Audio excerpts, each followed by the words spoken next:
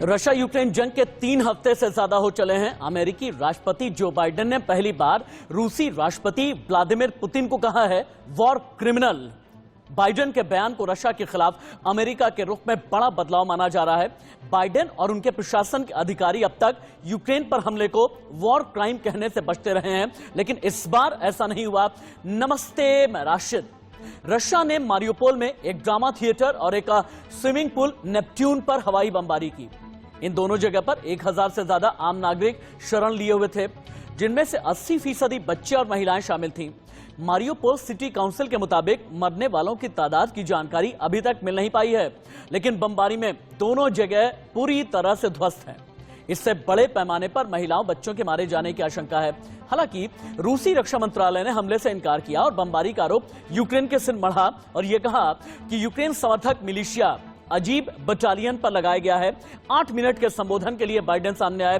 Biden ने Ukraine को रूसी हमले से निपटने के लिए करीब $80 करोड़ यानी 6204 करोड़ रुपए सैन्य मदद देने का ऐलान किया। अमेरिकी राष्ट्रपति ने कहा, मेरे हिसाब से पुतिन एक वॉर क्रिमिनल हैं। हालांकि इस दौरान उन्होंने एक बार भी यूक्रेन के ऊपर नो फ्लाई जोन घोषित करने को लेकर कुछ भी नहीं कहा, जिसकी मांग यूक्रेन लगातार करता आया है। खबर यह भी है कि इंटरनेशनल कोर्ट ऑफ जस्टिस यानी ICJ ने रशिया से यूक्रेन पर फौरन हमले बंद करने को कहा। जंग के बीच कनाडा ने रशिया बेलारूस के खिलाफ सख्त एक्शन लिया है। कनाडा ने रशिया बेलारूस पर कड़े प्रतिबंध लगाए हैं। इसमें कनाडा के एयर स्पेस को रशिया और बेलारूस दोनों के लिए बंद कर दिया गया है। यानी आज की ये बड़ी खबरें हैं। इन बड़ी खबरों के अलावा सवाल ये पैदा होता है कि अगर ज़ेलेंस्की मान गए हैं कि नेटो में नहीं जाएंगे तो क्या युद्ध रुकने वाला है? अगर युद्ध रुकेगा तो अगले 48 घंटे कितने ज्यादा अहमियत रखते हैं? पहली बड़ी खबर, यूक्रेन में और भी ज्यादा हालात खराब होने लगे हैं। शहर चारों तरफ सिर्फ और सिर्फ बर्बादी नजर आ रही है। खंडहर में तब्दील हो गए हैं यूक्रेन के शहर। यूक्रेन में जान बचाना सबसे बड़ी चुनौती है।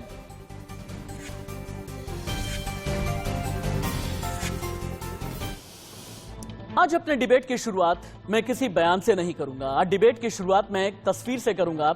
2 मिनट का एक वीडियो है, ज़ेलेंस्की ने जारी किया है। ज़ेलेंस्की ने यह बताया है यूक्रेन में पिछले लगभग 3 हफ्ते तबाही के कैसे लगे रहे हैं। ज़ेलेंस्की ने यह बताया कि कीव बर्बाद है, खिर्सन तबाह है और जितने भी रूसी सैनिक हैं वो सिर्फ कहर बरपा रहे हैं। शहर खंडहर में तब्दील हो गए हैं। 2 मिनट का ये वीडियो यही बता रहा है। आप देखेंगे, आपकी आंखें भर आएंगी, कलेजा कांप जाएगा। अगर आप मां हैं, अगर आप पिता हैं, अगर आप भाई हैं, अगर आप बहन हैं, तो आप देखिए 2 मिनट के इस वीडियो में 3 हफ्ते का कहर है। आपकी रूह कांप जाएगी। देखिए।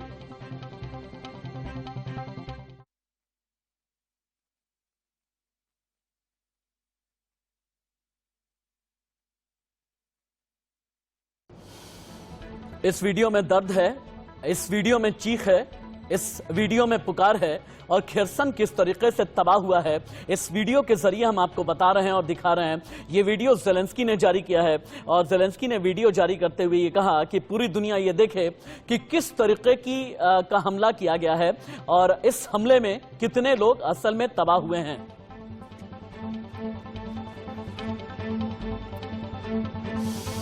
इस बीच एक और बड़ी खबर है। अमेरिकी राष्ट्रपति जो बाइडेन ने बहुत बड़ा बयान दे दिया है। पहली बार रूसी राष्ट्रपति को बताया युद्ध अपराधी यानी वॉर क्रिमिनल। बाइडेन ने पुतिन को युद्ध अपराधी कहा।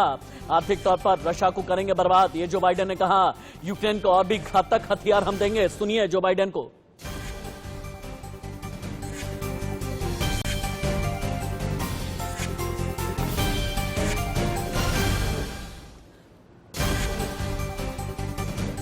Imports of goods from several signature sectors of the Russian economy, including seafood, vodka, and diamonds. And we're going to continue to squeeze Putin. The G7 will seek to deny Russia the ability to borrow from leading multinational institutions, such as the International Monetary Fund and the World Bank. Putin is an aggressor. He is the aggressor. Putin must pay the price. He cannot pursue a war that threatens the very foundations, which he's doing, the very foundations of international peace and stability, and then ask for financial help from the international community. The G7 is also stepping up pressure on corrupt Russian billionaires. We're adding new names to the list of oligarchs. वहीं इस बीच एक और बड़ी खबर है कि crude oil पर मोदी सरकार की मुश्किल बढ़ गई है। रशिया ने भारत को सस्ता कच्चा तेल देने का ऑफर दिया है। अमेरिका ने रशिया से तेल लेने का विरोध किया और अमेरिका का यह कहना है कि ऐसा करना भारतीय लोकतंत्र के लिए खतरनाक है। अमेरिका ने क्या कुछ कहा है, जेन साकी प्रेस सेक्रेटरी हैं व्हाइट हाउस की, उन्हें सुने। Where you want to stand when the history books are written in this moment in time, and support for the Russian leadership is support for an invasion that obviously is having a devastating impact. और चलिए हम एक बार debate को शुरू कर देते हैं। Major general retired राजन कोचर मेरे साथ में हैं, मेजर जनरल रिटायर्ड यशमोर मेरे साथ में हैं, इसके अलावा मेजर रिटायर्ड मोहम्मद अली शाह और प्रमोद पहवाजी भी मेरे साथ में जुड़े हुए हैं।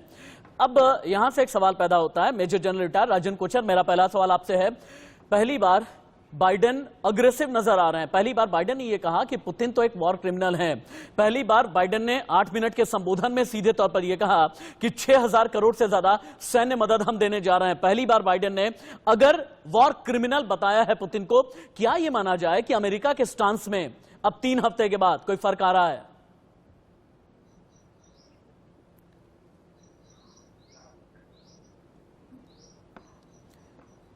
मेजर जनरल राजन कोचर, मेरा सवाल आपसे है। मेजर जनरल राजन कोचर, सुन पा रहे हैं आप मुझे? चलिए मेजर जनरल यशमोर के पास में चलते हैं। शायद मेजर जनरल राजन कोचर तक आवाज नहीं आ रही है और साउंड इंजीनियर है, मेरी गुजारिश आपसे यह है कि 6-7 मिनट गुजर चुके हैं, साउंड ठीक किया जाए। सीधे हम चलते हैं मेजर जनरल यशमोर के पास में। मेजर जनरल यशमोर, अमेरिका ने सीधे तौर पर अब भारत को यह कह दिया है कि अगर आप कच्चा तेल रशिया से लेते हैं तो यह माना जाएगा यूक्रेन के खिलाफ युद्ध में आप भी खड़े हैं। भारत के लिए आज की तारीख में कितना बड़ा धर्म संकट आ गया है? देखो, धर्म संकट तो पहले दिन से ही है, जब से ये पुतिन ने ये बेवकूफी का कदम उठाया, एक डेमोक्रेटिक कंट्री के ऊपर हमला बोल दिया और कोई जरूरत ही नहीं थी हमला बोलने की। वो भी ऐसे टाइम जबकि पूरा दुनिया जो है कोविड के महामारी से ग्रस्त थी। उस टाइम पे इस टाइप की लड़ाई, सेकेंड वर्ल्ड वॉर टाइप लड़ाई कि आप अंदर घुस जाओ, शहरों को कैप्चर करो, बर्बादी कर दो, कोई जरूरत ही नहीं थी इसकी। बट कर दिया। तभी से इंडिया के लिए धर्म संकट है, क्योंकि रशिया हमारा पुराना दोस्त है, अमेरिका के साथ हम क्वाड के मेंबर हैं। नहीं सर, क्या है ना, नहीं क्या है ना, अभी तक सीधे तौर पर मेजर जनरल यशमोर, सीधे तौर पर अभी कोई ऐसा बयान नहीं आया था अमेरिका का कि अगर भारत कच्चा तेल लेता है तो हम ये मानेंगे कि यूक्रेन के खिलाफ युद्ध में वो देश शामिल हैं जो रशिया से कच्चा तेल लेते हैं, क्योंकि हमने सैंक्शन लगाया है, यूरोपियन यूनियन ने सैंक्शन लगाया है, नेटो ने सैंक्शन लगाया है, 30 से ज्यादा मुल्कों ने सैंक्शन लगाया है। और फिर भी अगर इस सैंक्शन के बाद भी अगर रशिया से कच्चा तेल लिया जाता है तो उस मुल्क को माना जाएगा कि यूक्रेन के खिलाफ युद्ध की स्थिति में खड़ा है। तो ऐसे में धर्म संकट तो बड़ा है। भारत करेगा क्या? भारत को करना क्या चाहिए सर? तो भारत ने अभी तक बहुत केयरफुली जो है बैलेंस करके रखा हुआ है, बहुत ही केयरफुली अपना जो है स्टांस चूज किया है कि एब्सटेन कर दो, क्रिटिसाइज डायरेक्टली रशिया को ना करो, बट ये कहो कि लेकिन एब्सटेन कब तक करेंगे? क्या अभी एब्सटेन कर पाएंगे सर? तो नहीं, एब्सटेन तो हम करेंगे ही जहां तक मेरा ख्याल है, लेकिन ये तेल का मामला जो है, क्योंकि देखो ये इसमें राष्ट्रीय हित की बात है। हमें सस्ता तेल जहां से मिलेगा हम उठाएंगे, क्योंकि ऑलरेडी तेल की जिस तरीके से कीमतें जा रही हैं और ये सारा का सारा फिर मार गरीब आदमी पर पड़ती है। इसलिए ये हमारा नेशनल इंटरेस्ट है, हमें जहां से सस्ता तेल मिलेगा इंडिया शायद उठाएगा उस तेल को। बट लेट अस सी कैसे गवर्नमेंट इस मामले में कैसे बैलेंस करते हैं अपने आप को। अच्छा ठीक है, अगर हम अब सवाल ये पैदा होता है मेजर मोहम्मद अली शाह, अगर हम रशिया से कच्चा तेल लेते हैं तो क्या अमेरिका के साथ में हमारे संबंध खराब होंगे? अमेरिका के साथ में हमारा रक्षा व्यापार है, अमेरिका के साथ में हमारा विदेश व्यापार है, अमेरिका के साथ में हमारी सामरिक नीति है, अमेरिका के साथ में हम क्वाड में खड़े हैं, अमेरिका से हमें मदद की जरूरत है। अमेरिका एक ऐसी विश्व शक्ति है कि उसे साथ में लिए बिना हम चल नहीं सकते। अमेरिका की नाराजगी हमें भारी तो नहीं पड़ जाएगी? मेजर शाह जी, जनरल यशमोर साहब ने बिल्कुल अच्छी तरीके से स्पष्ट वो समझाया। मतलब मैं मानता नहीं कि उनसे बेहतर कोई इस बात को समझा पाता। देखिए बात ऐसी है कि हिंदुस्तान के हित में, अपने पर्सनल इंटरेस्ट में जो आएगा हर कोई करता है अपने घर को बचाने के लिए, तो हिंदुस्तान को पूरा हक है और अमेरिका को भी इतनी मेच्योरिटी होगी कि वो समझेगा हाँ भाई इनको पूरा हक बनता है और वो इसमें इंटरफेयर नहीं करेगा बिल्कुल भी। अच्छा, आपको ये लगता है कि अब आगे चल करके इंटरफेरेंस नहीं होगा, लेकिन क्या वाकई में ऐसा होने वाला है? अगर मैं मेजर जनरल राजन कोचर, आप तक आवाज आ रही है क्या? हाँ या ना में जवाब दें। थोड़ी देर पहले आपसे बात करने की मैं कोशिश कर रहा था। आवाज आ रही है? अच्छा, आवाज आ रही है। मैं आपसे ये जानना चाह रहा था पहली बार जो बाइडेन ने पुतिन को कहा कि he is a war criminal, पहली बार जो बाइडेन तल्ख हुए और तल्ख होकर के अपनी जबान पर यह कहा है कि पुतिन जो कर रहे हैं ये बहुत बर्बर है, पुतिन जो कर रहे हैं ये जल्लादों जैसा है। अगर बाइडेन ये बात कहने पर उतारू हो गए हैं तो क्या ये इंडिकेशन है कि आगे आने वाले दिनों में युद्ध के यानी जंग के मैदान में अमेरिका उतर भी सकता है? सर, क्या ऐसा कोई इंडिकेशन है? देखिए, पहले तो मैं आपको एक चीज बता दूं कि यूनाइटेड स्टेट्स कोई दूध का धुला नहीं है। हाँ। और अगर आप सीरिया में देखें, अगर आप इराक में देखें, लेबनान में देखें, आप कोई एग्जांपल ले लीजिए, अफगानिस्तान को ले लीजिए, यूनाइटेड स्टेट्स ने जितने सिविलियंस को मारा है अपने कैंपेन्स में, वो एक्चुअली अनप्रेसिडेंटेड। तो लेकिन अभी एक बात ये भी तो समझनी पड़ेगी ना मेजर जनरल राजन कोचर, एक बात ये भी तो समझनी पड़ेगी ना कि हम किस अमेरिका की बात कर रहे हैं। मैं हमेशा ये कहता हूं, एक अमेरिका रहा जॉन एफ कैनेडी का, एक अमेरिका रहा जॉर्ज बुश सीनियर का, एक अमेरिका रहा जॉर्ज बुश जूनियर का, एक था ओबामा का, उससे पहले बिल क्लिंटन का भी रहा है, लेकिन डोनाल्ड ट्रंप का अमेरिका रहा है। लेकिन जो बाइडेन का जो अमेरिका है आज की तारीख में सबसे बड़ा लूजर पूरी दुनिया में अपने आप को साबित कर रहा है। इसीलिए मैंने पूछा, दूध के धुले तो नहीं है, लेकिन क्या जो अफगानिस्तान में किया, या जैसे अफगानिस्तान में घुस गए थे, क्या आज की तारीख में वो अंदर से अमेरिका उस तरीके से तैयार भी है? अमेरिका आज की स्थिति में और अपनी जो उसकी मिलिट्री स्ट्रेंथ और इकोनॉमिक स्ट्रेंथ को अगर आप आंकेंगे तो पोजीशन में नहीं है इस कॉन्फ्लिक्ट के अंदर जाने की, और वो समझता है, और वो इसीलिए ये पूरे इकोनॉमिक सैंक्शंस और बाकी देशों को थ्रेटन कर रहा है कि अगर आप रशिया के साथ कोई भी अपना ट्रेड करेंगे तो it's an act of war. तो मुझे नहीं लगता कि नाटो या अमेरिका इस युद्ध में शामिल होंगे। और ऑलरेडी प्रमोद पहवा जी, हाँ ठीक है सर, ठीक है सर। एक मिनट, बहुत बड़ी खबर आ गई है। इससे पहले मैं प्रमोद पहवा जी के पास में जाऊं, सामने आया पुतिन का सबसे खतरनाक प्लान। यूक्रेन फतह के बाद 3 देशों पर कब्जा करने की तैयारी है। लातविया, लिथुआनिया, एस्टोनिया पर कब्जे का प्लान है। यूक्रेन के बाद 3 देशों पर हमला कर सकता है रशिया। एक टीवी शो में रूसी अधिकारी ने यह खुलासा किया है। इस वक्त की बड़ी खबर, इस वक्त की बिग ब्रेकिंग है कि पुतिन यहीं पर नहीं रुकेंगे। पुतिन की सनक सिर्फ यूक्रेन तक नहीं रुकेगी, यानी जॉर्जिया, क्रीमिया के बाद फिर उसके बाद एस्टोनिया, लातविया, लिथुआनिया, यहां तक भी रूसी फौज जा सकती है। लेकिन पुतिन का प्लान बताने के लिए हमने एक बयान निकाला है पुतिन का, जहां पर पुतिन ये कह रहे हैं कि शांति कायम करने के लिए सारे तरीके हमने आजमा लिए हैं और मकसद यूक्रेन पर कब्जा करना नहीं है, मकसद शांति स्थापित करना है। हम तो सिर्फ मिलिट्री ऑपरेशन कर रहे हैं। पुतिन को सुनिए। All ways to resolve the matter peacefully. The problem that occurred not by our fault, and in this regard, we were forced to launch this special military operation. The Russian troops near Kiev, near other Ukrainian city, has nothing to do with our intention to occupy the country. That's not our objective.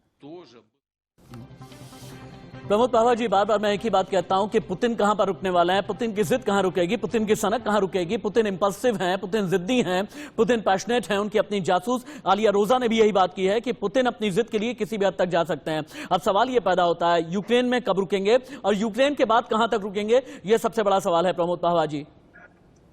देखिए, ऐसा है, कूटनीति में जो दिखाई देता है वो होता नहीं है, और जो हो रहा होता है वो दिखाई नहीं देता या दिखाया नहीं जाता। हम अभी तक जो कुछ भी दिखा रहे हैं अपने दर्शकों को, अभी कूटनीति की क्या बात करें प्रमोद पहवा जी, अभी तो हम युद्ध नीति की बात करें ना, जहां पर जान जा रही है, जहां चीख है, जहां पुकार है, जहां पलायन है, जहां शरणार्थी हैं, जहां सिर्फ और सिर्फ तबाही है, जहां बम है, गोला है, बारूद है, जहां पर यह कहा जा रहा है एटम बटन कभी भी दब जाएगा। कूटनीति बची कहां? अगर आप इसको समझते हैं कि रशिया उसको डिस्ट्रॉय करना चाहता है तो रशिया के लिए सेकंड्स का बात है। आपको क्या लगता है कि रशियन इंटेलिजेंस इतनी कमजोर है कि उनको मालूम नहीं होगा कि ज़ेलेंस्की कहां छुपा हुआ है? क्या वो लोग इतने कमजोर हैं कि वहां का इंटरनेट, वहां के सिस्टम नहीं डिस्ट्रॉय कर सकते? ठीक है। उनका टारगेट उसको डिस्ट्रॉय करना नहीं है। और जैसा मैंने आपको पहले भी कई डिबेट्स में बताया था कि ये टारगेट सिर्फ इकोनॉमिकल है। और लास्ट डिबेट अगर आपको याद हो तो मैंने आपको तब भी बोला था कि इसमें आप मोहम्मद बिन सलमान को जो है भूल रहे हैं। आप देखिए कि खुद बोरिस जॉनसन खलीजी मुल्कों के दौरे पर हैं। वो किस लिए हैं? इसलिए हैं कि डॉलर की और पाउंड की वैल्यू ना खत्म हो जाए, वो वर्ल्ड करेंसी से खत्म ना हो जाए। अभी आपको मैं और न्यूज देता हूं, आप चाहें तो ब्रेकिंग बना सकते हैं। अगले हफ्ते चीन के विदेश मंत्री आने वाले हैं भारत। वो भारत आकर क्या करेंगे? भारत कहीं ना कहीं इस चीज पर एग्री हो गया है कि वो युआन के माध्यम से तेल लेगा, स्विफ्ट की जगह, डॉलर की जगह। और दूसरी तरफ सऊदी अरब ने भी ये संकेत दे दिए हैं कि वो डॉलर के साथ साथ युआन को भी लेगा। ये सब उसी टारगेट को लेकर चल रहे हैं। एक न्यू वर्ल्ड रीसेटिंग है, जो मैंने पहले कहा था, मैं आज भी उसी बात पर स्थिर हूं। और ये यूक्रेन, अब सवाल ये पैदा होता है कि न्यू वर्ल्ड रीसेटलिंग में, न्यू वर्ल्ड रिशफलिंग में भारत अपने आप को कहां पर पाएगा। लेकिन मैं बहुत अफसोस में हूं, क्योंकि जब भी कभी युद्ध होता है ना, तो न्यू वर्ल्ड ऑर्डर कहा जाता है, न्यू वर्ल्ड ऑर्डर बन रहा है, न्यू वर्ल्ड ऑर्डर में पैराडाइम शिफ्ट आ गया है, न्यू वर्ल्ड ऑर्डर रीसेटलिंग और रिशफलिंग चल रही है। मेजर जनरल यशमोर, यहां पर आपको लेकर के आना चाहूंगा। मैं अभी तक समझ नहीं पाया ये क्या होता है इंटरनेशनल कोर्ट ऑफ जस्टिस, क्या होता है यूएन, क्या होता है यूएनएचआरसी, क्या होता है नेटो, क्या होता है डब्ल्यूएचओ? इन सब का कोई औचित्य है क्या इस युद्ध के बाद? आपको लगता है क्या 1945 में सेकेंड वर्ल्ड वॉर हुआ, वर्ल्ड वॉर खत्म हुआ, 50 देश मिले, 50 देश मिलकर के उन्होंने एक चार्टर पर साइन किया। चार्टर पर साइन करने के बाद यूनाइटेड नेशंस बना और यह कहा गया कि यूनाइटेड नेशंस के जरिए आगे युद्ध की स्थिति नहीं आएगी। युद्ध की स्थिति आती है तो यूनाइटेड नेशन अपनी पीस कीपिंग फोर्स भेजेगा। कहां हैं ऐसे संगठन, कहां हैं? इन संगठनों का ये तभी काम करते हैं जब सब मिलके काम करते हैं। हाँ। और P5 का इन्वॉल्वमेंट होना बहुत जरूरी है। मैं खुद यूएन पीस कीपर रहा हूं अफ्रीका में। वहां यूएन वहीं पे जाता है जहां दोनों वॉरिंग पार्टीज तैयार होते हैं। अच्छा। यहाँ एक P5 का मेंबर है जो कि एग्रेसर है, जिसने इन्वेड कर लिया एक देश को। दूसरा P5 का मेंबर चाइना उसके पाले में खड़ा है। तो कहां से यूएन काम कर सकता है? तो यूएन का ऐसे मसलों में कोई रोल हो नहीं सकता except refugee control and food develop, ये इस टाइप की चीजों में यूएन कुछ कर सकता है। बाकी यूएन ना पीस कीपिंग फोर्स दे सकता है। लेकिन मेजर जनरल यूएन जो है, आप ठीक कह रहे हैं, लेकिन आप कहना है ना कि रिफ्यूजी संकट से पार पाना, अभी फिलहाल की स्थिति में रिफ्यूजी संकट से पार पाना भी यूएन का काम है। आज की तारीख में रिफ्यूजी संकट से भी पार कहां पा रहे हैं? लोग जाकर के जॉर्जिया में मर रहे हैं, लोग भाग करके तुर्की की तरफ जा रहे हैं, भाग करके मिडिल ईस्ट की तरफ जा रहे हैं, साउथ कैराकस की तरफ जा रहे हैं, आर्मेनिया की तरफ जा रहे हैं। लेकिन यूएन कहां कुछ कर पा रहा है? इतना बड़ा रेफ्यूजी संकट खड़ा हो गया आज की तारीख में कि कहा यह जा रहा है कि फर्स्ट और सेकंड वर्ल्ड वॉर के बाद यह सबसे बड़ा संकट हो जाएगा। तब यूएन क्या कर रहा है? कहां है? गुटरेस से बयान दे रहे हैं, बयान आता है, प्रस्ताव आता है, बैठक होती है, मीटिंग होती है, बस इसके अलावा कुछ नहीं। मानता हूं आपकी बात। विडंबना यह है कि इंसान का जो दिमाग है ना, और जो शैतानी दिमाग के अंदर घुसी हुई है कि मैंने अपना 1951 का रशिया यूएसएसआर बनाना है, मैं 5000 साल पहले मेरे इतिहास में मेरा हिस्सा था, ये हम यहाँ पे ऐसे करते थे। ये जैसे जैसे तानाशाह आते हैं ना, इसीलिए democracy not the best system, मैं नहीं कह रहा बेस्ट है, बट स्टिल क्या 4 साल बाद आपने वोट मांगने हैं और 5 साल के बाद आपको कोई ना कोई रास्ते में अपने घर भेज देगा। ये इनका क्या करें जो 20-20, 30-30 साल कुर्सी पे बैठ जाते हैं। इनके और इनके जूनियर इनके सामने बात ही नहीं कर सकते, बोल ही नहीं सकते। पुतिन को कौन बोलेगा? क्या पोलिट ब्यूरो में कोई पुतिन को बोल सकता है जनाब आप देखिए ना मेजर जनरल, ये जो बड़ी खबर आ रही है, जो वॉर सायरन बज रहा है, इसके मुताबिक रशिया यूक्रेन युद्ध पर इंटरनेशनल कोर्ट ऑफ जस्टिस ने एक फैसला किया। आईसीजे ने यह कहा कि यूक्रेन में तुरंत हमला रोके रशिया। 13-2 के बहुमत से फैसले पर मुहर लग गई। आईसीजे के फैसले पर यूक्रेन के राष्ट्रपति ज़ेलेंस्की ने बयान दिया कि इंटरनेशनल कोर्ट ऑफ जस्टिस में रशिया के खिलाफ यूक्रेन की जीत हुई है। फैसले से इनकार पर रशिया दुनिया से अलग हो जाएगा। इंडिया न्यूज पर आईसीजे के ऑर्डर की एक्सक्लूसिव कॉपी भी है, जो थोड़ी देर में हम दिखाने वाले हैं। अब सवाल यह पैदा होता है, major general retired Rajan Kochar, international court of justice ने यह कहा कि हम फैसला देते हैं रशिया को तुरंत ही हमले रोकने चाहिए, लेकिन क्या इसकी कोई इंपॉर्टेंस है? क्या वाकई में रशिया आईसीजे की सुन करके अपने हमले रोक देगा क्या? देखिए, अभी जनरल बोर्ड साहब ने एक्सप्लेन आपको किया है कि अभी यूएन की क्या रेलेवेंस है इस कॉन्फ्लिक्ट में। Similarly international court of justice की कोई रेलेवेंस नहीं है इसमें, बिकॉज वो ये अगर आपका ऑर्डर दे दिया तो उसको एनफोर्स कौन करे? और अगर रशिया अगर उसको मानता नहीं है तो उसका प्यूनिटिव एक्शन क्या होगा रशिया? ऑलरेडी आपने प्यूनिटिव एक्शन लेने शुरू कर दिए, इकोनॉमिक सैंक्शन लगा, उससे ज्यादा आप क्या कर सकते? ठीक बात। तो मुझे लगता नहीं है कि ये जो डॉक्यूमेंट है आपके पास, और ये एक्चुअली अहम डॉक्यूमेंट है, इंटरनेशनल कोर्ट ऑफ जस्टिस कोई छोटी बॉडी नहीं होती है, पर इसके ऊपर रशिया का कोई असर नहीं होता। तो अब सवाल यही पैदा होता है ना कि फिर रशिया पर असर किसका होगा। हालांकि देखें ना मेजर शाह कि पुतिन पर असर नहीं होता नफ्ताली बेनेट का, पुतिन पर असर नहीं होता गुटरेस का यानी यूएन का, पुतिन पर असर नहीं होता बाकी किसी भी मुल्क का, पुतिन पर असर यहां तक कि इजराइल का नहीं होता, फ्रांस का नहीं होता, कनाडा का नहीं होता, असर हो ही नहीं रहा है। तो ऐसे में क्या गलत है अगर यूएस संसद को संबोधित करते हुए ज़ेलेंस्की ये कहने में लगे हैं कि ये तो बिल्कुल ठीक वैसा ही है जैसा कि पर्ल हार्बर हुआ था और वही करने की कोशिश 21वीं सदी में की जा रही है। मेजर शाह जी देखिए, आपने नफ्ताली बेनेट का नाम लिया तो मैं ये भी कह दूं कि इजराइल और रशिया के साथ बड़े खास रिश्ते हैं, जैसे कि हमारे नेपाल और भूटान के साथ हैं, बिना वीजा बिना पासपोर्ट के आना जाना होता है। 2014 में इनके बीच में इजराइल और रशिया के बीच में हॉटलाइन भी स्टैब्लिश हुई थी। लेकिन मेजर रिश्ते तो मेरे और आपके भी बड़े अच्छे हैं, लेकिन रिश्तों की परख कहाँ होती है? मेजर मेरी बात सुनिए, आप ही जवाब दीजिएगा, आप ही से क्रॉस क्वेश्चन है मेजर शाह, आप ही से क्रॉस क्वेश्चन है। मेरी बात तो सुनिए, फर्ज कीजिए कि मेजर शाह मेरे बड़े अच्छे दोस्त हैं, मेजर शाह कहीं पर लड़ाई करने के लिए चले गए अपने जी आप पड़ोसी से लड़ाई करने के लिए चले गए, राशिद हाशमी पहुंचे, राशिद हाशमी ने ये कहा कि मेजर ये ठीक नहीं आप कर रहे हैं, आपको समझदारी से काम लेना चाहिए, आपको विवेक से काम लेना चाहिए, और मेजर ने ये कहा कि नहीं आप एक तरफ हट जाइए, आपकी मैं बिल्कुल नहीं सुनूंगा, मैं तो जिद्दी हूं, मैं तो इंपल्सिव हूं, मैं तो सनकी हूं। तो फिर रिश्ते की परख कहां हुई मेजर? मैं उसी बात आपकी बात बोल रहा हूं कि इतने अच्छे रिश्ते होने के बावजूद भी, और आप देखिए वो बड़ा उसका सॉलिड ऑयल सप्लायर है, इसके अलावा जो टूरिस्ट डेस्टिनेशन है, जो इजरायली टूरिस्ट रशिया में आए थे 17% आउट ऑफ 3.5 मिलियन जो टूरिस्ट आए थे 2016 से 17 में, उसके बावजूद अगर असर नहीं हो रहा है तो अब इंटरनेशनल कोर्ट ऑफ जस्टिस की बात करते हैं। जस्टिस भंडारी साहब हमारे हिंदुस्तानी हैं, उन्होंने इनके रूल्स के खिलाफ फेवर दिया, उनके हक बनता है, ठीक है, जो कि इंडियन गवर्नमेंट के हिसाब से अलाइन नहीं होगा, कोई बात नहीं, लेकिन उनको अपने लीगैलिटी के हिसाब से जो लगा सही उन्होंने किया।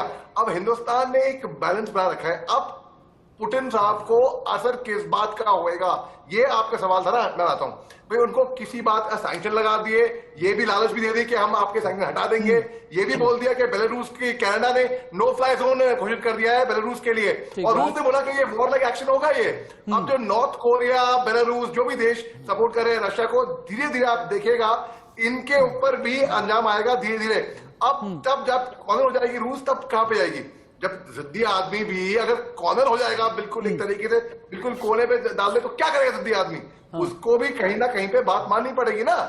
तो बात देखिए, अभी वो कॉर्नर नहीं हुए हैं ठीक तरीके से, क्योंकि उन्होंने इसकी प्लानिंग काफी समय से रखी है। आपकी बातों से तो मुझे मेजर शाह प्रमोद पावा जी, आपको मेजर शाह की बातों से अल्फ्रेड हिचकॉक याद नहीं आ रहा है क्या? एक ऐसे ब्रिटिश फिल्म मेकर, मुझे तो बड़े अल्फ्रेड हिचकॉक याद आ रहे हैं प्रमोद पावा जी, एक ऐसे, मैंने उनकी बड़ी फिल्में देखी हैं, और जैसा सस्पेंस, जैसा थ्रिलर एक जमाने में उन्होंने दिया है।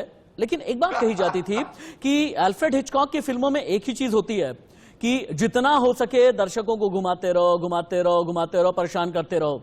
आपको लगता नहीं कि पुतिन जो है अल्फ्रेड हिचकॉक की पिक्चर से, फिल्मों से बहुत ही ज्यादा इंस्पिरेशन लिए हुए हैं? प्रमोद पावा जी, जितना हो सके परेशान करते रहो, यूरोपियन यूनियन को परेशान करो, नेटो को परेशान करो, अमेरिका को करो, यूक्रेन को करो, पूरी दुनिया को करते रहो, से घुमाते रहो, चक्कर। ऐसा है, फिल्में भी प्रोपेगेंडा का और एक मीडिया वार का हिस्सा होते हैं। जिसको नहीं लगता है वो कश्मीर फाइल देख के लग गया होगा। वो चूंकि हमारा डिबेट का एक नहीं है। उसके अलावा जहां तक इजराइल की बात है, इजराइल के एक इमोशनल अटैचमेंट भी है यूक्रेन और रशिया से, क्योंकि जियोनिज्म का जो सबसे पहला डॉक्यूमेंट था वो ओडेसा से ही निकला था, उसी ओडेसा को जिसको आज रशिया ने चारों तरफ से कैप्चर कर लिया है, और बहुत बड़ी तादाद में जहां पर रशिया के जहां पर परमाणु बम, प्रमोद जी, जहां पर परमाणु बम, जहां बायो वेपन, जहां केमिकल वेपन की बात आती है, आपको लगता भी है कहीं पर इमोशन कहीं पर कोई मायने भी रखते हैं? इमोशनल रिश्ते भी कहीं पर मायने भी रखते हैं। आज की लड़ाई तो अलग सी हो गई है, आज साइबर वॉर है, आज हाइब्रिड वॉर है, सोशल मीडिया वॉर है, परमाणु ध्वस्त वाली वॉर है।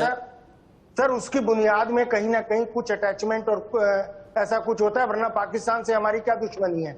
सिर्फ यही कि वो हमारा हिस्सा था इसलिए हमें वो बुरे लगते हैं, या उन्हें हम बुरे लगते हैं? एक और ब्रेकिंग न्यूज देता हूं कि हो सकता है यूक्रेन बहुत जल्दी कोई केमिकल ब्लास्ट कर दे और उसका आरोप रशिया के ऊपर लगा। ओह अच्छा। ये प्रमोद पावा जी, मुझे तो ऐसा लग रहा है, प्रमोद पावा जी, मुझे तो ऐसा लग रहा है कि मैं आपके साथ में कॉन्ट्रैक्ट कर लूं, मैं एक ब्रेकिंग न्यूज कोरेस्पोंडेंट वाला कॉन्ट्रैक्ट आपके साथ में कर लूं, क्योंकि थोड़ी थोड़ी देर में प्रमोद पावा जी बहुत जबरदस्त। देखिए मेजर जनरल यशमोर मेरी बात पे खूब हंस रहा है। मेजर जनरल यशमोर, एक बात और बताइएगा, 1939 में जोसेफ स्टालिन ने फिनलैंड पर आक्रमण किया। ये सोचा 6 दिन 8 दिन 10 दिन में आक्रमण करने के बाद फिनलैंड पर कब्जा कर लेंगे। युद्ध लेकिन बहुत लंबा चला, 1940 तक युद्ध चलता रहा। फिनलैंड में ने यह दिखाया कि एक महाशक्ति का हमने सामना किया है। जंग भले ही हारे, लेकिन महाशक्ति का सामना करते हुए अपने आप को बहुत स्टैब्लिश उसके बाद से फिनलैंड ने कर लिया।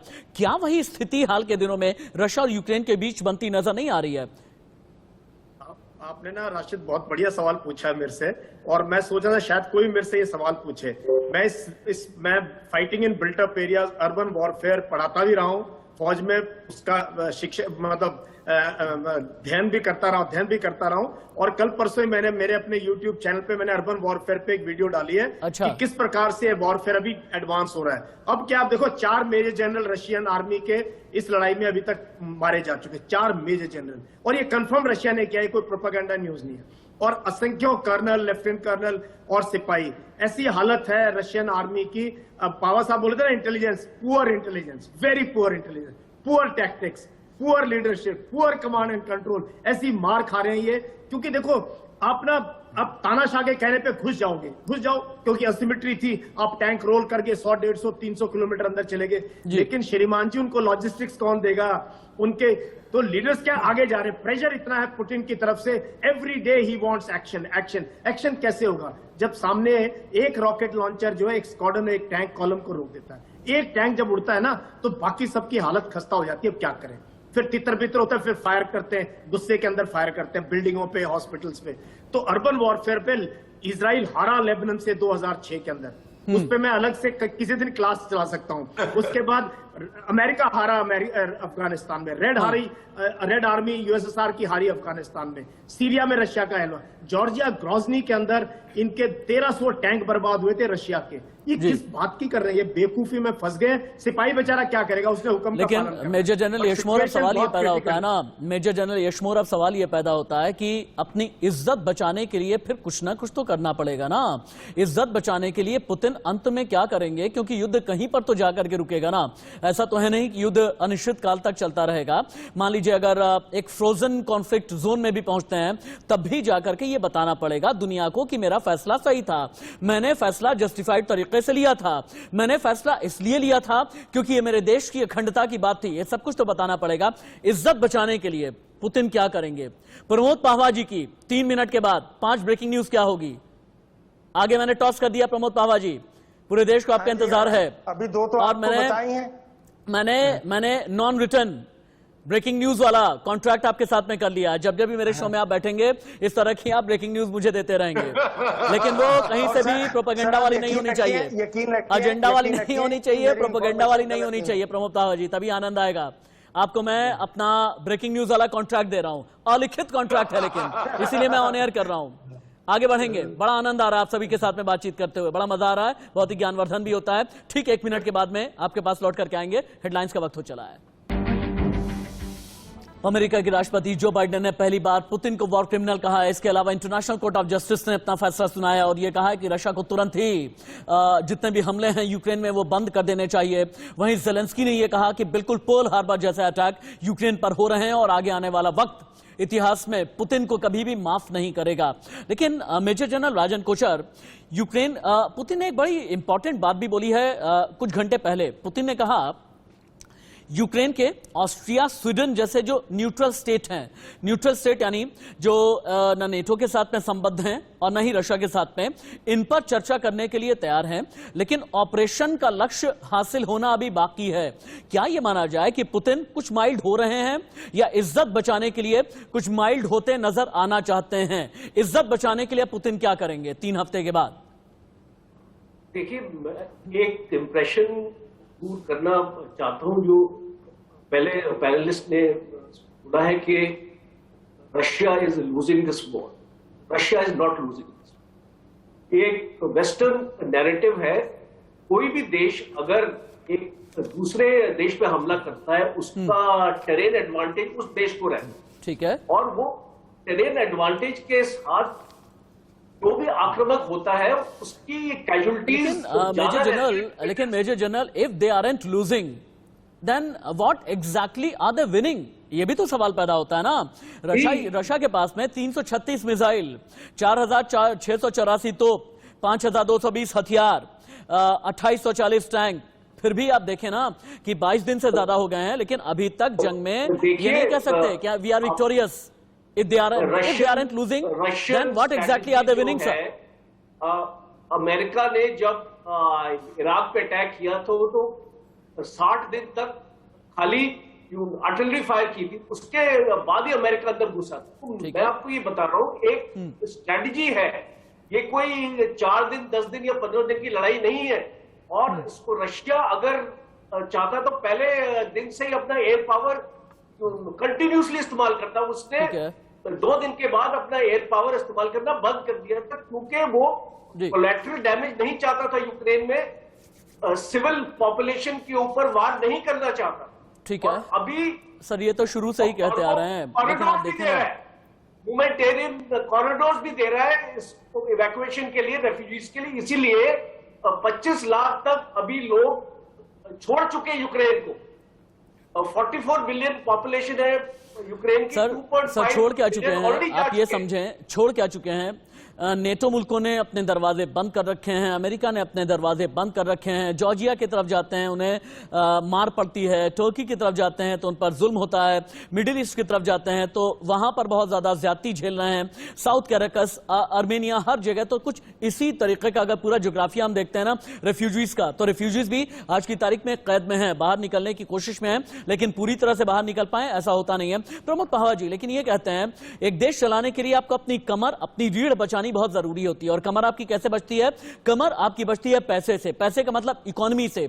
अगर आपकी इकोनॉमी ध्वस्त है तो फिर आप बुरी तरह से मार खाएंगे आगे आने वाले दिनों में, ऐसा कहा जाता है। अब सवाल यह पैदा होता है कि रशिया पर UN sanction, European union sanction, US sanction, Britain sanction, Canada sanction और न जाने कितने देशों ने सैंक्शन लगाए।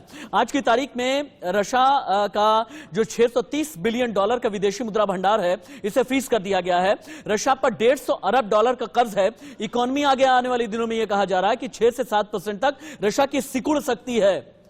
क्या आगे आने वाले दिन में यह पुतिन की बहुत बड़ी कमजोरी साबित नहीं होगी? क्या पुतिन को यह डर होगा या फिर नहीं होगा?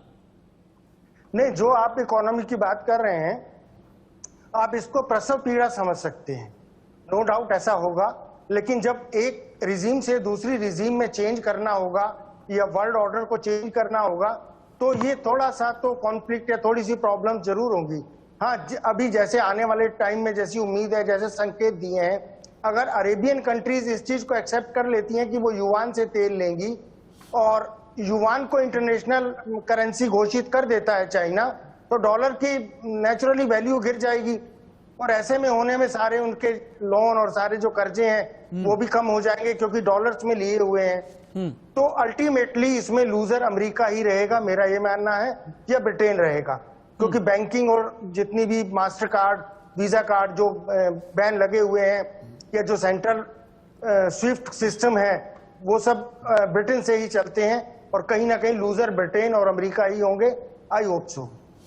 यानी ये न्यू वर्ल्ड ऑर्डर में आपका ये कहना है कि ब्रिटेन और अमेरिका बड़े लूजर साबित होंगे। मेजर जनरल यशमोर, लेकिन मैं अभी भी एक चीज समझ नहीं पाया, या यूं कह लें कि मैं बहुत ज्यादा हैरत में हूं। आप लोगों के मुकाबले मेरा अनुभव कम है, आपका ज्ञान, मेरा ज्ञान कम है आप सभी के मुकाबले।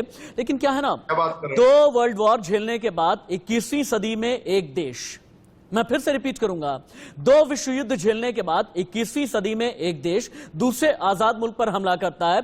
बाकी यूं ही ऐसे बैठे हुए हैं और सिर्फ सिंबॉलिज्म में और टोकनिज्म में ये बता रहा है विरोध कर रहे हैं, विरोध कर रहे हैं, विरोध कर रहे हैं, हम रशिया के खिलाफ हैं, लेकिन हमला बढ़ता जा रहा है। जंग और तेज होती जा रही है। कीव, खार्किव, खिरसन कहीं पर भी की भी तस्वीरें देख लें, इसका कैनवास बढ़ता चला जा रहा है। वर्ल्ड ऑर्डर खड़ा कहां पर है? रिशफलिंग तो बाद में होगी, आज वर्ल्ड ऑर्डर कहां पर खड़ा है? देखो राशिद, जो पावा साहब बात कर रहे थे ना, ये विशफुल थिंकिंग है। ये बहुत सालों से देश सोच रहे हैं कि ये डॉलर का वर्चस्व खत्म किया जाए, IMF को रिस्ट्रक्चर किया जाए, WTO को स्ट्रक्चर किया जाए, UN सिक्योरिटी काउंसिल को स्ट्रक्चर किया जाए, UN को रिस्ट्रक्चर किया जाए। ये सब, इंडिया भी उसमें हिस्सा है कि ये सब रिस्ट्रक्चरिंग होनी चाहिए, क्योंकि पूरा का पूरा यूरोप और अमेरिका डोमिनेटेड है। ये विशफुल थिंकिंग है। लेकिन इनका इतना कंट्रोल है वर्ल्ड की इकोनॉमी के ऊपर, और जिस तरीके से वो है कि ये युआन तो चांस ही नहीं है। रूबल तो अभी जो है ना रोड पे पड़ा हुआ मिलेगा आपको, जिस तरह के रूबल गिरा है। रूबल जो 30 रूबल का $1 था, वो 150-200 पे पहुंच गया। मेजर जनरल यशमोर, अभी मैं कहूंगा तो प्रमोद पावा जी मेरी बात पर कोई नई ब्रेकिंग देने लगेंगे, लेकिन मेजर जनरल यशमोर, अब पुतिन का अगर दिमाग इतना खराब है, वेस्टर्न मीडिया ये कहने में लगा है कि स्टेरॉइड ट्रीटमेंट लेते हैं, पुतिन को कैंसर हो गया है, पुतिन के दिमाग का भेजा फ्राई हो गया है। वेस्टर्न मीडिया तो ये कहने में लगा हुआ है, यानी आगे आने वाले दिनों में और विध्वंसक हो जाएंगे, और भी ज्यादा बवाली हो जाएंगे, ऐसी बातें कही जाती हैं। मेजर जनरल यशमोर, देखिए सभी डिक्टेटर्स का यही हाल होता है। सभी डिक्टेटर उस टाइम पे सोचते हैं बहुत बड़ी चीज कर रहे हैं अपनी कौम के लिए, अपनी अगली पीढ़ियों के लिए। इनके दिमाग में होता है, कोई कह नहीं सकता इनको कि सर आप क्या थोड़ा दिमाग ठीक कर लो, क्योंकि इतने ज्यादा पावरफुल हो जाते हैं, सारी पावर एक इंसान के हाथ में हो जाती है। तो इनको कोई कह नहीं सकता। हिटलर का यही हाल था। तो ऐसे बहुत से डिक्टेटर आए हैं। हमारे पड़ोस में मुशर्रफ साहब का ये हाल था। अभी देखो उसकी क्या हाल है। तो पाकिस्तान नहीं आ सकता, पाकिस्तान नहीं आ सकता। मिलिट्री डिक्टेटर वो सोचता है मैं नया पाकिस्तान बनाऊंगा। तो ये मिलिट्री डिक्टेटर, या ये तो खैर KGB के हैं, जो स्पाई रहा है KGB का, और वो आज डिप्लोमेसी चलाना चाहता है, देश चलाना चाहता है। देखो ये स्पाई की फौज के बस की बात नहीं इस टाइप से देश। इसके लिए you need politicians, season politicians, और वही नैया पार करा सकते हैं। तो पुतिन जो है ये रशिया को लेके जाएंगे नीचे, और साथ साथ काफी लोगों को अपने साथ seasoned politician. Major general Yashmor, seasoned politician Imran Khan जैसे तो नहीं होने चाहिए ना? वो इमरान खान, चलो I have no comment, sometimes pity him, he was a genuinely okay guy, but बाद में क्या ना, ये गलत जगह पहुंच गया। वो he was a good sports person and a good cricket player and should have remained that, but Imran Khan भी तो पपेट है। वहाँ तो आर्मी का रूल है भाई। प्रमोद जी कुछ कह रहे हैं, प्रमोद जी कुछ कह रहे हैं, शायद पाकिस्तान की भी कोई ब्रेकिंग न्यूज दे देंगे प्रमोद जी। मैं यही कह रहा हूँ, नहीं वो तो मेरा एरिया रहा है, मेरा वर्किंग एरिया रहा है। मैं यही कह रहा हूँ कि इमरान खान भी तो पपेट हैं रावलपिंडी के, और गेट नंबर 4 से उनको सारे ऑर्डर आते हैं। सही बात है। नहीं एकदम परफेक्ट है, क्या बात कर रहे हैं। मैं भी कहूंगा बहुत परफेक्ट हैं। अब तीन बीवियां थी, चौथी बीवी चौथे निकाह के लिए तैयार हो रहे हैं। और यहां तक कि अगर सऊदी से कोई तोहफा मिलता है झुमके का, जाकर के बेच आते हैं, तो परफेक्ट नहीं होंगे तो क्या कहेंगे? और तभी तो सुनिए ना, तभी तो जो गलती से जाकर के मिसाइल गिर गई थी, जिसमें कोई न्यूक्लियर वॉरहेड नहीं लगा था, उससे भी बहुत ज्यादा सुना हुआ कि बड़े डरे हुए बैठे हुए हैं। और जो उनकी बीवी है ना बुशरा बेगम, उनसे भी कई सवाल करते हैं। खैर पाकिस्तान की बात हम बाद में कर लेंगे। लेकिन मेजर शाह आपको क्या लगता है, on a very serious note, कि 3 हफ्ते से ज्यादा गुजर चुके हैं, 22 दिन से ज्यादा गुजर चुके हैं, युद्ध किस मुहाने पर आकर के खड़ा है? और अगर युद्ध के रिजल्ट के बाद, मैं अब वर्ल्ड ऑर्डर पर नहीं जा रहा, मैं रशिया और यूक्रेन तक ही रहता हूं, युद्ध खत्म होने की स्थिति के बाद में क्या यूक्रेन रशिया के अंडर में आ जाएगा? क्या रशिया को कोई प्रांत बन जाएगा, प्रोविंस बन जाएगा, या फिर अपने आप को आजाद मुल्क के तौर पर रखेगा और वहां पर पपेट गवर्नमेंट बैठेगी रशिया की? क्या होने वाला है? जी, जनरल यशमोर साहब ने जो बिल्कुल उनका एक्सपर्टीज है, उनका स्पेशलाइजेशन है इस फील्ड में, उन्होंने बिल्कुल सही बोल दिया। देखिए अब इसमें कोई जंग में कोई हारता जीता नहीं है, कोई हारी ना कोई जीती, सबका नुकसान होता है। उन्होंने जो बोला, मैं इनकी बात से बिल्कुल इत्तेफाक रखता हूं कि रशिया तो डूबेगा, इसमें कोई शक की बात नहीं है। साथ में औरों को लेके जाएगा, यूक्रेन को भी डुबाएगा, और जितने बाकी लोग जो देख रहे हैं दूर दूर दराज से, वो भी डूबेंगे। अब आखिर में क्या होगा? अगर रूस जंग जीत भी जाता है, पे कब्जा कर ले, जैसे कि लोग अनुमान लगा रहे हैं, आएगा उसके बावजूद भी it might win all the battles but lose the war. तो अगर वहां पे वो पपेट गवर्नमेंट लगाता भी है, फर्ज कर लीजिए, तो एक पीस कीपिंग सेना भेजेगा वहां पे। और अफगानिस्तान से बदतर हाल होने वाला है यूक्रेन का, क्योंकि अफगानिस्तान में तो फिर भी तालिबान थे, फिर भी सिविलियंस थे। यहां तो सिविलियन बन गए बागी पर यूक्रेन में हथियार आ गए। तो वहां पे जो सेना होगी वो बहुत बहुत बुरा हाल होने वाला है वहां पे। और यहाँ की सेना, यहाँ के सिविलियन, यहाँ की सेना जो है यूक्रेन की, वो गोरिल्ला वॉरफेयर में माहिर है, इसमें कोई शक की बात नहीं है। और जिस तरीके से वो लड़ाई लड़ रहे हैं, आखिरी गोली, आखिरी सांस, आखिरी बंदे तक, मैं खुद कह रहा हूं, मैं 4 दिन में कह रहा था भाई ज़ेलेंस्की साहब मरवाएंगे लोगों को, मैं इस ओपिनियन में था मैं। लेकिन अब धीमे धीमे उनका जो हौसला, उनका जज्बा देख के मैं बोल रहा हूं कि नहीं भाई, इनमें लड़ने की भावना है। और वहां के जो लोग 3 मिलियन लोग जो रेफ्यूजी गए थे वहां से, धीमे धीमे वापस आने भी लगे हैं। अरे बाहर के देश के लोग जो कि अच्छा प्रेसिडेंट नहीं है, मैं मानता हूं, बिल्कुल गलत, एक लॉजिक है। मेजर शाह, आपकी बातों से ही एक मेरे जहन में एक ख्याल निकल करके आ रहा है, although it's very hypothetical. Major general Yashmor, जहां से मैंने अपनी डिबेट की शुरुआत की थी कि जो बाइडेन ने यह कह दिया है कि युद्ध अपराधी यानी वॉर क्रिमिनल है पुतिन। अब युद्ध अपराधी का हाल क्या होता है? युद्ध अपराधी का हाल आगे आने वाले दिनों में सद्दाम हुसैन किस्म का होने लगता है। हालांकि मैंने अपने सवाल की शुरुआत में मैं कहूं, यह बहुत ही हाइपोथेटिकल सवाल है, लेकिन वॉर क्रिमिनल का मतलब क्या होता है? आगे अगर आने वाले दिनों में अगर विश्व शक्ति वाली लड़ाई में अमेरिका बनाम रशिया कुछ भी पैराडाइम शिफ्ट होता है, आगे आने वाले दिनों में फिर से अगर पलड़ा अमेरिका का भारी होता है, अमेरिका ने कह दिया पुतिन वॉर क्रिमिनल है, तो फिर क्या होने वाला है? ये कह नहीं सकता, मैं भविष्यवाणी में बिलीव करता नहीं हूं, ना मुझे आइडिया कि क्या होगा पुतिन का। इज वेरी यंग स्टिल, ठीक है, और फिजिकली भी फिट है। ये नहीं है कि भाई वो जुडो भी करते हैं, राइडिंग भी करते हैं, सब चीजें, तो he is a physically fit person, very passionate person. उनका क्या होगा मुझे पता नहीं। रशिया से ही कोई ना कोई चैलेंज निकलना पड़ेगा, रशिया से ही चैलेंज निकलेगा अगेंस्ट पुतिन, और ये रशियन लोग ही पुतिन का जो है इसका एंड दिखाएंगे। आई डोंट थिंक ये अमेरिका के बस में, ना इसको हम सद्दाम हुसैन से कंपेयर कर सकते हैं। सद्दाम हुसैन के मेजर जनरल राजन कोचर, मैं हिंदुस्तानी स्टेक की बात जरूर करूंगा। आगे आने वाले दिनों में जैसे गल्फ वॉर हुआ था, तब भी जब कच्चे तेल का दाम कीमत बहुत ज्यादा बढ़ी थी, और आज भी कच्चे तेल की कीमत एक के बाद एक बढ़ती चली जा रही है।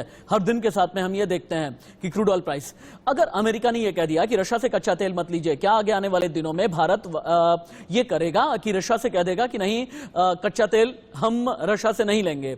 तब जबकि हमें यह पता है कि हमारे लिए आज की तारीख में सबसे बड़ा हथियार सप्लायर रशिया है।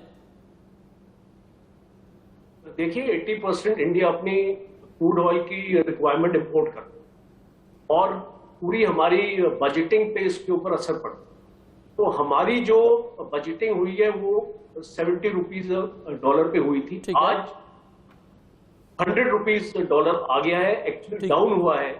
130 था पहले, अभी वो 100 रुपीज डॉलर पे, तो $100 पे बैरल पे। ठीक है सर। तो अगर आप इस चीज को एनालाइज करेंगे, इंडिया अपना स्टैंड नहीं बदलने वाला है। इंडिया विल कंटिन्यू टू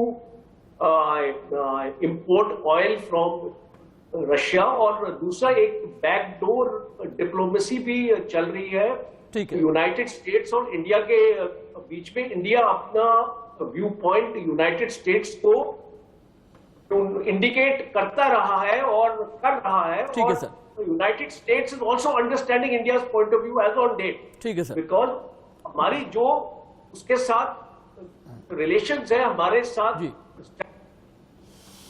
ठीक है। मेजर जनरल रिटायर्ड राजन कोचर जी, आपका धन्यवाद। मेजर जनरल रिटायर्ड यशमोर जी, बहुत बहुत धन्यवाद। मेजर मोहम्मद अली शाह और इसके अलावा प्रमोद पहवा जी, बहुत बहुत धन्यवाद। प्रमोद जी, आगे भी जब आप जुड़ेंगे, आपसे मैं चाहूंगा कि मेरे 1 घंटे की डिबेट में 10 ब्रेकिंग न्यूज मुझे आपसे मिलती रहे, क्योंकि मेरा और आपका कॉन्ट्रैक्ट हो गया है। हाँ जरूर, ठीक है। Thank you so much sir, thank you so much आपकी डायनेमिक अप्रोच के लिए। आप अक्सर ही मेरी डिबेट में जुड़ते हैं, अपना बेशकीमती समय निकालते हैं। आप सभी मेहमानों का शुक्रिया। यहाँ एक छोटे से ब्रेक के लिए रुक रहे हैं, लेकिन याद रखिएगा कि रशिया यूक्रेन युद्ध पर हर एक अपडेट, ग्राउंड जीरो रिपोर्ट, पहले तथ्यात्मक सच्ची रिपोर्ट, बिना सनसनी पैदा करने वाली, सिर्फ इंडिया न्यूज।